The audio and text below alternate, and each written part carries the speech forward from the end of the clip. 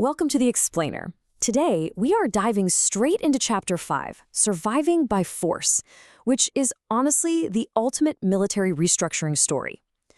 Now, when we think of ancient, globe-spanning conquests, whose name immediately pops up? Alexander the Great, right?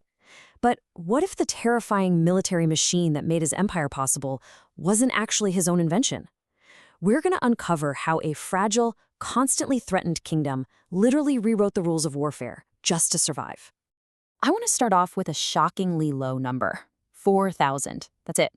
That is the incredibly meager, totally vulnerable number of soldiers that King Philip II, who is Alexander the Great's father, by the way, inherited when he took the throne of Macedonia in 359 BC.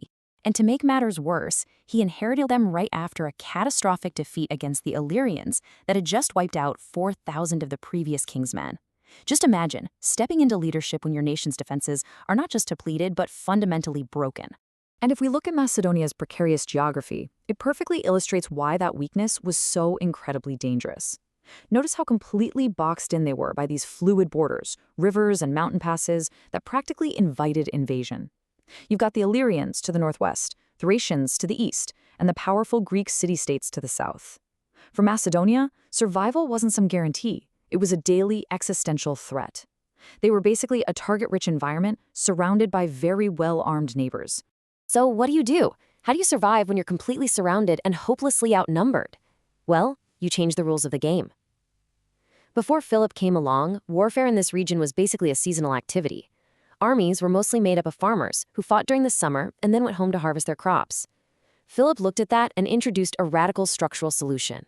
He transformed military service into a permanent, paid, 365-day-a-year profession. By offering financial incentives, land grants, and nonstop training, he made sure his army was absolutely always ready, no matter the season. But, of course, a newly professional army needs a professional weapon. Enter the Sarissa. This thing was a total game-changer on the battlefield. We're talking about a massive wooden spear, capped with iron, measuring an astonishing 13 to 14 feet. That's about 4 meters long. Up until this point, armies mostly fought up close with much shorter weapons. The sheer length of the Sarissa completely changed infantry engagement distances. It meant Philip's troops could strike their enemies long before those enemies could even get within swinging distance. It was basically a deadly game of keep away. Naturally, a weapon like that requires a completely new type of soldier. You have the traditional Greek hoplite, heavily armored, built for a very grinding, defensive style of combat. But Philip's Macedonian phalangite is a radically different story. Because the incredible reach of the Sarissa naturally kept enemies at a distance, Philip's troops could actually ditch a lot of that heavy defensive armor. They rocked a smaller shield, some basic greaves for their legs, and much lighter core armor. This made them incredibly fast, highly mobile, and completely geared toward relentless offense. Now, I want you to take that lighter, faster soldier with his 14-foot spear and multiply him. Traditional Greek battle formations usually lined up about 4 to 8 ranks deep. Philip looked at that standard and just doubled it. The newly modified Macedonian phalanx marched an intimidating 16 ranks deep.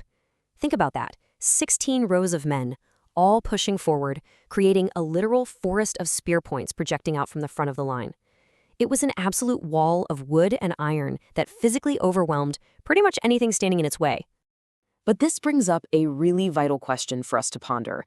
You've got these massive, 16-deep blocks of infantry. You've got light troops, and you've got cavalry. So how did such a diverse army fight as one cohesive machine? I mean, having a bunch of highly specialized troops is completely useless if they're just tripping over each other out on the battlefield, right? To figure that out, we have to break down how the Macedonian battle lines were actually segmented. Right in the center, you have the heavy phalanx. Now, their primary job wasn't necessarily to kill every single enemy. Their job was to be an immovable object. They would pin the enemy forces down, locking them into this brutal frontal struggle against those massive Sarissas. And doing that pinning action created crucial vulnerabilities. Specifically, it exposed the enemy's flanks and rear, teeing things up perfectly for Philip's specialized units to exploit. And the main unit doing the exploiting? That was the Haetoroi, or the companion cavalry. These guys were elite, heavily armored horsemen who basically acted as the king's personal shock troops. Armed with 9-foot double-pointed spears, they were the ultimate hammer to the phalanx's anvil. The tactic was brilliant. Once the phalanx had the enemy totally stuck in place, the Haetoroi would sweep in, spot the precise gaps that were being ripped open in the enemy lines, and charge right through with devastating, battle-ending force. But Philip's military machine wasn't just built for open-field battles. Just check out these jaw-dropping hardware specs for his ancient artillery.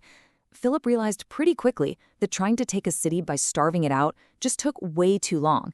So he built a dedicated engineering corps, and these guys introduced torsion catapults capable of hurling 50-pound or 22-kilo stone projectiles over a staggering distance of 1,600 feet. Suddenly, hiding safely behind supposedly impenetrable stone walls simply wasn't a valid strategy anymore.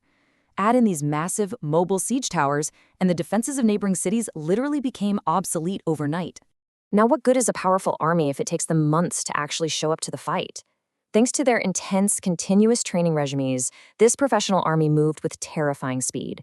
They were an absolute logistical nightmare for their enemies. The standard army could march 15 miles a day, fully equipped. And his light troops? They could push an unbelievable 40 miles in a single day. They were highly independent, incredibly fast, and they just completely rewrote the rules of ancient military mobility. Which leads us perfectly into this totally bewildered complaint from Demosthenes, who was a famous statesman from the rival city of Athens. Complaining about Philip, he said, "He makes no difference between summer and winter." Demosthenes actually viewed Philip's relentless tactics as a form of deceit. And honestly, it perfectly captures the pure shock the old world felt. They were so used to polite, seasonal warfare. Facing Philip's relentless, all-weather military machine felt like facing a force of nature that simply refused to play by the established roles. And really, the results speak for themselves. Remember that incredibly vulnerable force of just 4,000 men that Philip started out with in 359 BC? Well, less than 2 decades later, the after picture is just incredible. Philip's army had exploded to over 30,000 elite, heavily trained professional infantrymen, backed up by 3,000 devastating cavalry. He completely secured the borders of Macedonia, consolidated his power, and built an engine of war the likes of which the ancient world had never seen. Which leaves us with a final, kind of provocative thought to take away from our explainer today.